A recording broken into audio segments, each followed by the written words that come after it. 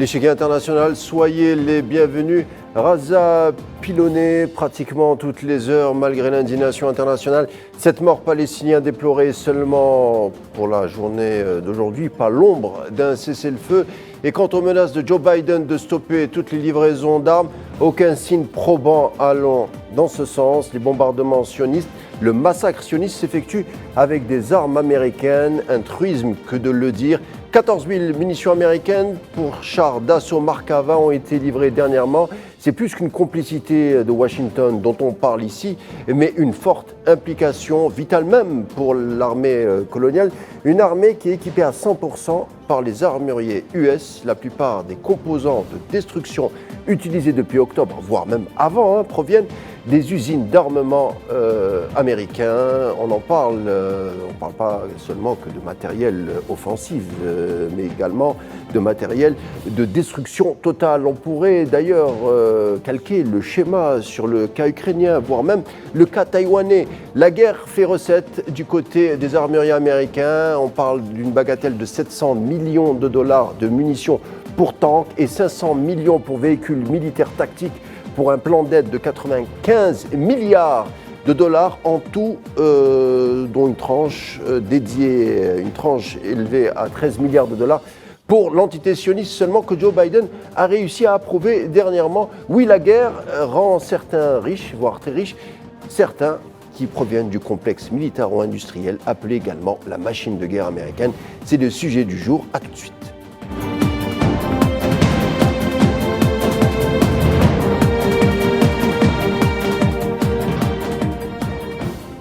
Et pour parler des guerres perpétuelles américaines et surtout du complexe militaire-industriel, je reçois Miloud Chinoufi, professeur en relations internationales et surtout directeur des études supérieures au Collège des forces canadiennes de Toronto.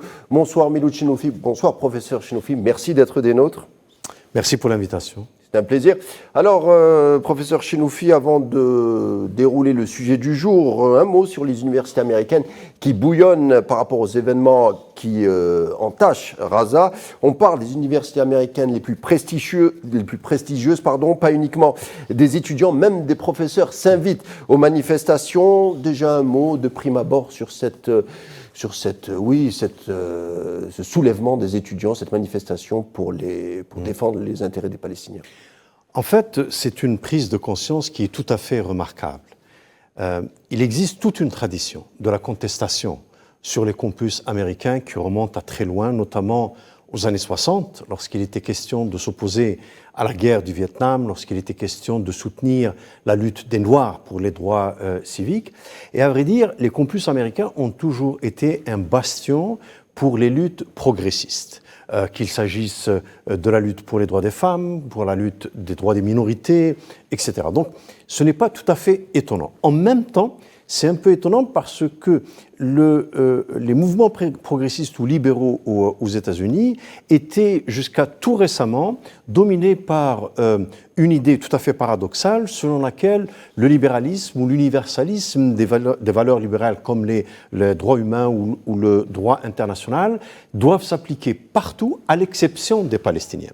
C'est cette logique qui vient d'être renversée et elle a été renversée de manière spectaculaire malgré la répression. Bien sûr, les choses se sont un peu calmées récemment à cause des vacances, mais on s'attend à ce que pendant la reprise de l'année universitaire qui vient, en septembre, la mobilisation a toutes les chances de reprendre de plus belle. Alors on se rappelle, la police américaine a procédé parfois à des arrestations musclées. On se rappelle par exemple des événements du sit-in à l'université de l'Ohio où les interpellations étaient quand même bien appuyées. Même les professeurs ne sont pas en reste. On se rappelle également des deux présidents des universités qui ont déposé leur démission, l'université d'Harvard et de Pennsylvanie, également MIT, contre qui on a reproché d'avoir laissé faire des manifestations judéophobes. On voit, c'est une crise qui est en train de toucher plusieurs échelons, pas seulement le terrain universitaire, mais également les institutions. Effectivement. Alors, à ce propos-là, il est important de noter que, par exemple, il y a juste 20 ans, vous aviez juste quelques professeurs qui osaient toucher le sujet, qui osaient en parler. d'une manière ou d'une autre, c'était un sujet, disons, toxique que tout le monde voulait éviter pour se consacrer à autre chose, à la recherche scientifique ou à d'autres conflits.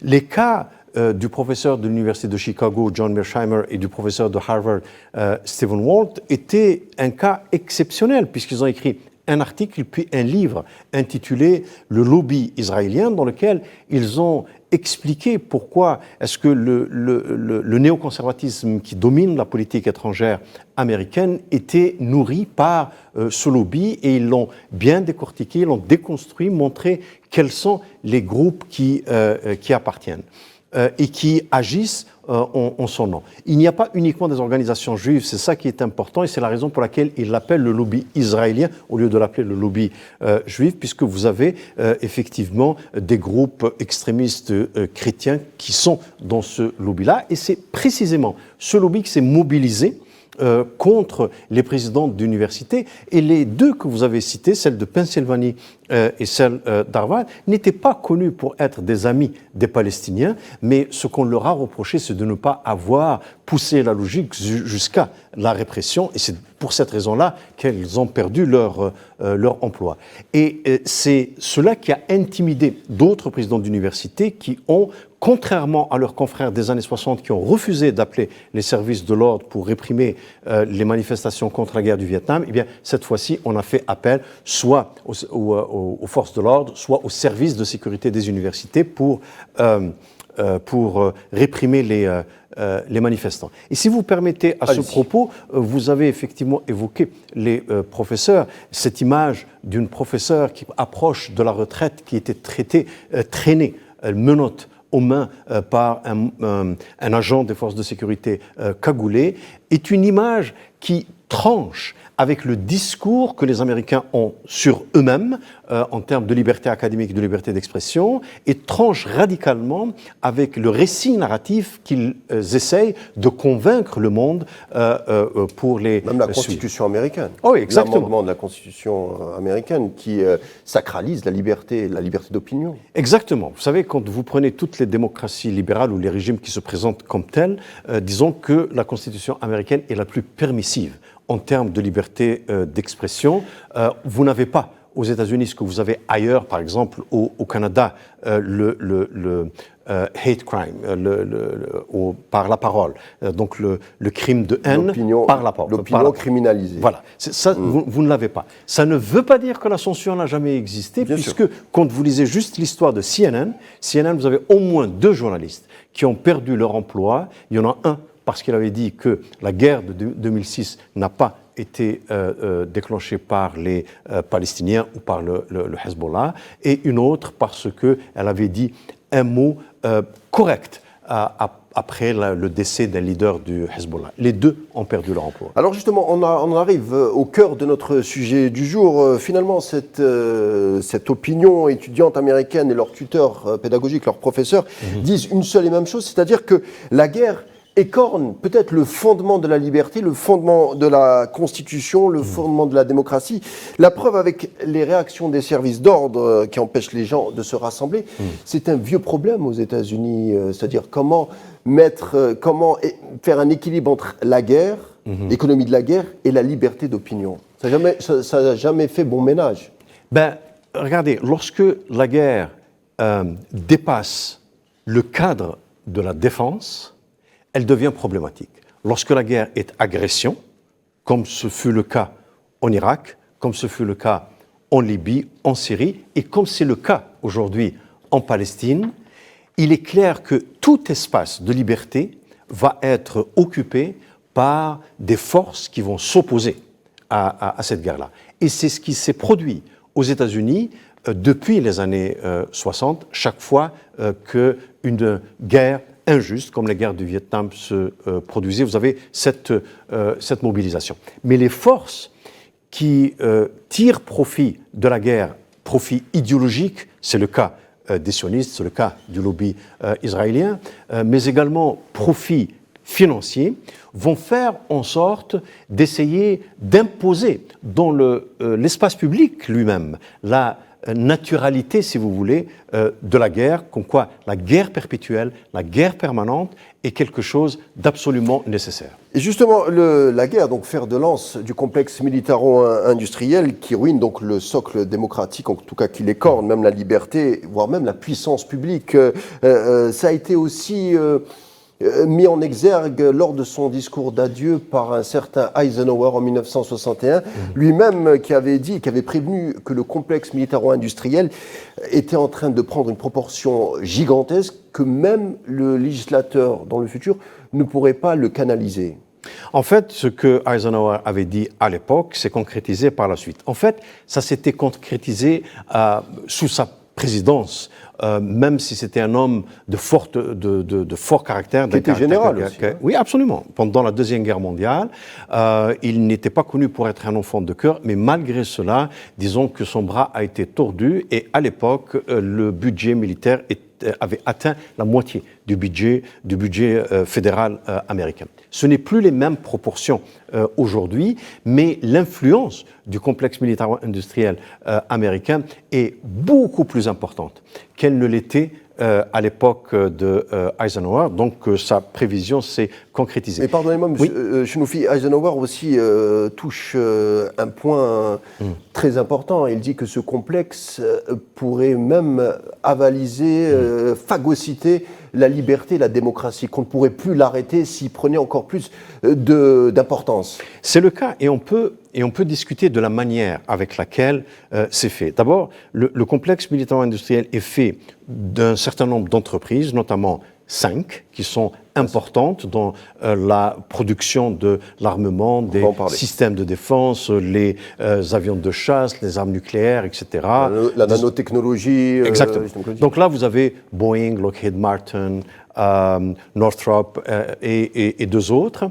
Et alors, ces entreprises-là bénéficient chaque année d'une bonne partie du budget militaire américain. Vous savez, le budget militaire américain atteint actuellement les 900 milliards par an. La moitié va au complexe militaro-industriel sous forme de contrats. Et une bonne partie de cette moitié-là va à ces 5 entreprises. À l'époque de Eisenhower, vous aviez une atomisation des petites entreprises qui fabriquaient l'armement. Ce n'est plus le cas aujourd'hui. Il y avait Bell, on se rappelle pendant la guerre du Vietnam, on a commencé à toucher de près ce complexe militaro-industriel. Il y avait Bell, il y avait General Electric qui fabriquait des hélicoptères. Oui. Ils sont toujours là, mais ce qui est arrivé avec General Electric, c'est que dans les années 90, à l'époque du néolibéralisme triomphant, on a encouragé les fusions des entreprises, ça a créé des mastodontes. Vous comprenez par exemple General Dynamics, qui est un conglomérat, comprend des entreprises qui sont déjà gigantesques, comme General Electric. Mais juste pour terminer, ces entreprises-là donc reçoivent de l'argent. Avec cet argent-là, donc bien sûr, ils font des profits, mais ils financent les campagnes électorales des membres du Congrès, que ce soit la Chambre des représentants, que ce soit le Sénat, si bien que le comité, ce qu'ils appellent the Armed Forces Committee, dans le Congrès américain, chaque membre de ce comité-là a été financé pendant sa campagne électorale par le complexe militaro-industriel. Il y a d'autres mécanismes dont on peut parler. Pas uniquement, M. Chenoufi, il finance des congressmen, mais également il finance des médias, il finance des think tanks, il finance même des intellectuels qui sont là pour défendre soi-disant les valeurs américaines, même Hollywood. Exactement. En fait, c'est pour ça que je disais que le financement des campagnes électorales n'est juste qu'un mécanisme parmi toute une série d'autres mécanismes, et notamment le financement des think tanks. 75% des think tanks spécialisés en politique étrangère sont financés par le complexe militaro-industriel. Je donne une donnée, je vous laisse poursuivre. Alors, depuis la Seconde Guerre mondiale, il y a eu 32 conflits impliquant les États-Unis, c'est-à-dire sur 242 ans d'existence, les États-Unis ont été en guerre durant 226 ans. Ça donne pratiquement 6 ans de paix. Oui, c'est l'idée de la guerre perpétuelle, la guerre permanente qui s'oppose à l'idée de la paix perpétuelle d'Emmanuel Kant qu'il a développé il y a quelques siècles. Et alors, les autres mécanismes, vous les avez cités, Hollywood, l'exemple typique, c'est celui de Top Gun. Top Gun a été fait à une époque où l'armée américaine se reconstruisait. Vous savez, après la débâcle du Vietnam et le changement de structure, où l'armée est devenue professionnelle de bout en bout, sans appeler, eh bien, il fallait mobiliser le recrutement et comment mieux favoriser le recrutement qu'un beau jeune homme qui conduit un avion de chasse. Bien sûr.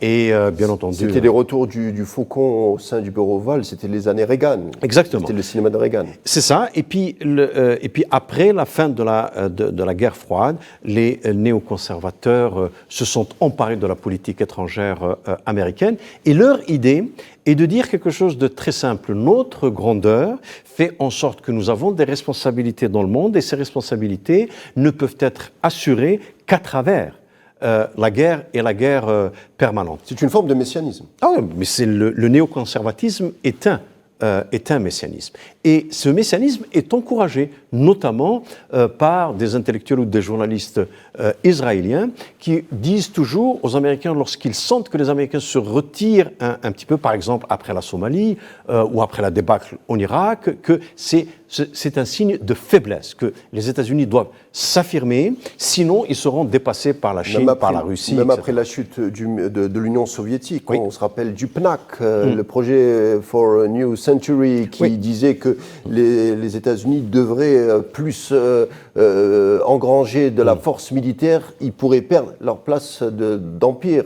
Mais il fallait un événement phare, et bizarrement après, il y a eu le 11 septembre. Oui, exactement. En fait, c'est un think tank. Le PNAC. Project for a New American Century. Beaucoup de sionistes. C'est exactement dominé par cette logique-là et qui a poussé vers toutes les guerres qui ont été menées par les États-Unis.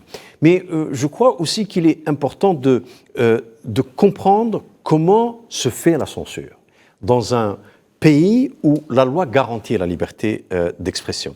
Donc la censure ne se fait pas par une violence physique directe. Les exemples que j'ai donnés tout à l'heure des journalistes qui ont été licenciés, ils l'ont été à cause de la Palestine et la déshumanisation des Palestiniens rend ce genre de pratique facile à faire passer. Mais pour le reste, la censure se fait de manière très subtile. C'est en imposant les sujets de la discussion. Par exemple, dès lors qu'il est question de défense, de politique étrangère, de budget militaire, etc., les éléments de langage dont disposent les journalistes, les universitaires, les intellectuels, etc., leur sont fournis par le lobby du complexe militaro-industriel. Si bien que, par la suite, vous avez des fois des gens qui sont à la fois des experts dans les think tanks, et à travers ce que les Américains appellent the revolving door, la porte tournante ou le tourniquet, ils passent d'experts à employés gestionnaires dans telle ou telle entreprise, à congressman ou congresswoman, etc. Et la chose, et toute la discussion est dominée par les mêmes thèmes. Alors pour qu'on touche également de près le gigantisme de cette machine militaro-industrielle, il y a un président qui a tenté de la canaliser, de la mettre sous boisseau, comme on dit. John Fitzgerald Kennedy, qui a tenté également de stopper la guerre au Vietnam, aussi de se mettre à dos certains vaches sacrées du renseignement militaire, mais également des grands généraux, comme le général Lemnitzer, le général Charles Cabell, même Alain Dulles. Et on connaît la suite, Minuchinofis, c'est-à-dire que, si on voulait caricaturer, même un président américain n'a pas assez de force, n'a pas les coups des franches pour canaliser ou s'opposer à cette machine qui est gigantesque. Il faut bien comprendre quelle est la fonction du président américain. On sait comment il a terminé, John Kennedy. Mais regardez, vous vous rappelez, quand Obama était président, il y a eu toute une série de tueries dans des écoles, de tueries de Noirs américains tués par la police, etc. Et la discussion sur les armes était sur toutes les lèvres. Et lorsque Obama a été interpellé sur cette question-là, voici comment il a répondu, pour exprimer pourquoi il était incapable de mettre un terme à la prolifération des armes dans la société américaine. Il a répondu en disant « Je ne suis que le président des Américains, je ne suis pas l'empereur des États-Unis. Ça signifie quoi? Ça signifie que même le pouvoir du président américain, qui est la plus grande instance dans l'architecture du régime politique américain, ne peut pas réellement grand-chose face au lobby. Il y en a différents aux États-Unis qui dominent l'establishment. C'est un véritable État profond. Et cet État profond est fait d'un certain nombre de lobbies. Le complexe militaro-industriel, vous avez le lobby pharmaceutique, celui des assurances aussi, vous avez ensuite le lobby pétrolier, et bien entendu, vous avez le lobby israélien. Et l'ensemble de ces lobbies-là fait en sorte que tout ce qu'on voit, toutes les manifestations des mécanismes démocratiques comme les élections, comme la presse libre, etc., sont déterminées par les désirata de cet ensemble de lobbies. Quelle place il reste à la démocratie, justement? C'est ça la question. Elle reste très formelle. C'est une démocratie qui est très, très formelle. Et effectivement, aux États-Unis, il y a beaucoup de choses qu'on peut faire très librement, à condition qu'on ne touche pas à ses grands intérêts. Et encore une fois, ce n'est pas fait de manière violente. C'est-à-dire que si vous voulez contester à l'échelle du Congrès l'influence du complexe militaro-industriel, vous n'arriverez jamais à vous faire élire. Et ceux qui arrivent à se faire élire, par exemple le bloc progressiste du Parti démocrate, dont font partie la palestinienne, il y a une députée d'origine palestinienne qui fait partie de ce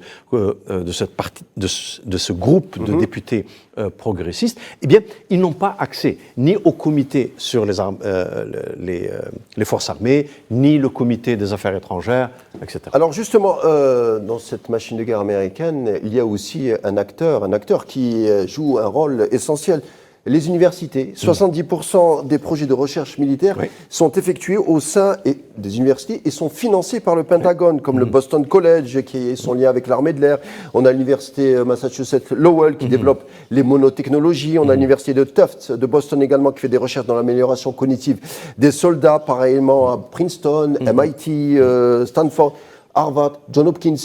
Peut-être également quand on voit les manifestations pro-palestiniennes qui viennent un peu déranger ces universités et qu'on voit aussi des policiers les tabasser, on va dire les choses directement, les tabasser, c'est peut-être pour protéger aussi cette toile de cette machine. Vous êtes un peu sceptique, je sais. Je suis très sceptique sur cette thèse-là, parce que le travail ayant été fait par le lobby israélien, vous comprenez que le lobby du complexe militaro-industriel n'avait pas besoin de bouger. D'autant plus que les manifestations ne l'ont pas remis directement. Il y a une entreprise qui a été évoquée sur les munitions livrées à Israël, mais si vous voulez, le point de fixation, ce n'est pas eux. Et de façon générale, comme je vous l'ai dit, eux, leur travail, je parle du complexe militaro-industriel, est de s'assurer qu'au niveau des centres de décision, et les centres de décision aux États-Unis, vous en avez deux, la Maison-Blanche et le Congrès. Le Congrès participe à la prise de décision, contrairement aux autres démocraties libérales, eh bien, s'assurer que ceux qui parviennent aux postes clés parmi les centres de décision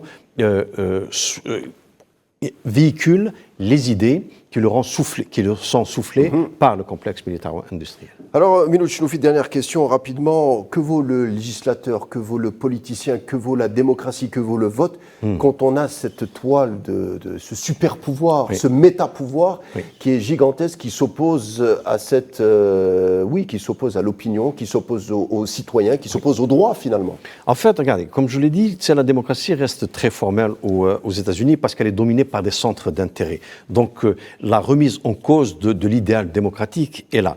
Mais vous savez, vous ne pouvez lutter contre cette perversion de la démocratie qu'à travers des mécanismes démocratiques. Et donc, il est important que des groupes comme ceux que j'ai cités tout à l'heure, le groupe progressiste du Parti démocrate, continue à faire son travail à travers les élections pour pouvoir porter la voix des Palestiniens à l'intérieur même du Congrès. Et vous savez qu'à l'intérieur même du Congrès, vous avez aussi des représentants qui parlent au nom des Palestiniens. Bien sûr, aujourd'hui, ils ne peuvent pas changer la logique, notamment de la Maison-Blanche, mais Merci. c'est un bond en avant. Vous l'avez dit, on va terminer sur une conclusion optimiste, un bond en avant. Merci Milo Tchinofi d'avoir été avec nous. Je rappelle, professeur des relations internationales à Toronto. Merci d'avoir enrichi la discussion avec nous. L'échiquier international arrive à sa fin. Merci de l'avoir suivi. Tout de suite, la suite des programmes sur Al24 News, en vous souhaitant une agréable soirée.